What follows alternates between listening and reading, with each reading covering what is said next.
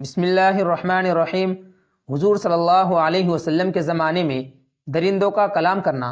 ابو سعید خدری رضی اللہ عنہ روایت کرتے ہیں کہ ایک بھیڑیے نے کسی بکری پر حملہ کیا اور اس کو جا دبایا۔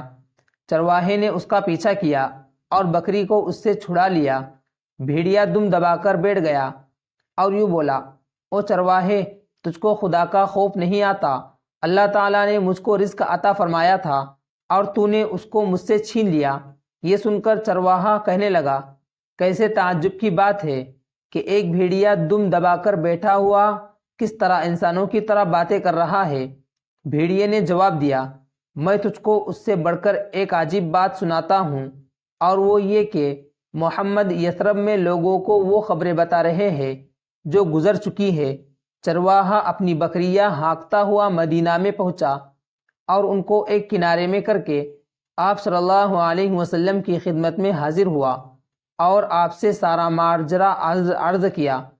حضرت محمد صلی اللہ علیہ وسلم نے نماز کے لیے حکم دیا۔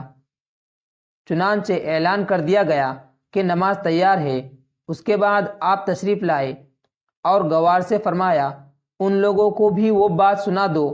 اس نے جو واقعہ دیکھا تھا، من و عین سب بیان کیا۔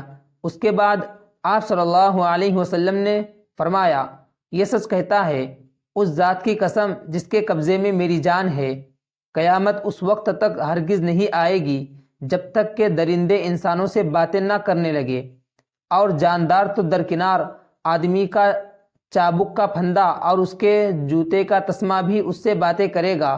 خود انسان کی ران یہ بتائے گی کہ اس کے جانے کے بعد اس کی بیوی نے کیا کیا ہے۔